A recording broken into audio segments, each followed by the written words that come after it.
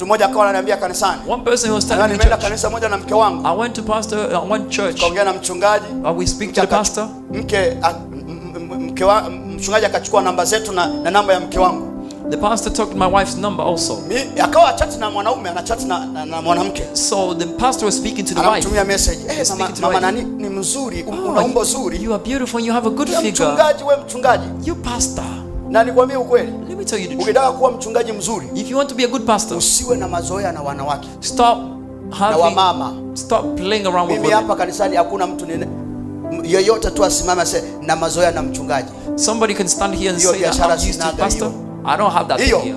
Hiyo haipo. I don't have that thing. Tumekutana, tumeongea hapa. We are speaking here. Ukinipigia simu nieleze tatizo lako. When you call me, just tell me your problem. Sauti. Don't even make your voice go down. I want to go to heaven. Na wakati mwingine ninapozungumza, and some of the time when I speak, nimeongea na mwanamke, I speak to a woman. Lazima mama mchungaji awepo. My wife has to be there. Viongozi wa kanisa wawepo. Or any elder of the church has to be here. Tawaita bwana njoni hapa bwana. You be like, oh, can you come here? Tukae hapa. Just sit here. Yes. Ili akitokea tuwe wengi. So when anything happens, kabiliane na uovu. So that we can be able to go against this evil. Amina. Amen. Maana katika 10, because within 10, 5 ni waovu. 5 of them are evil people. Lazima ujilinde. You have to protect yourself. Na Yesu with Jesus. Anakulinda zaidi. And Jesus is going to help you even more. Amina. Amen. Amina. Amen.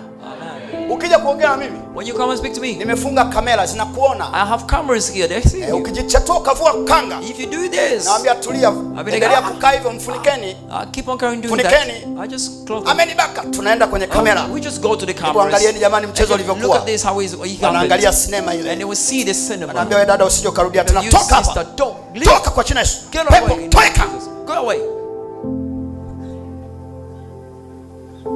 Kwa hiyo ngono zinaondoa nguvu za Mkristo. Makes people.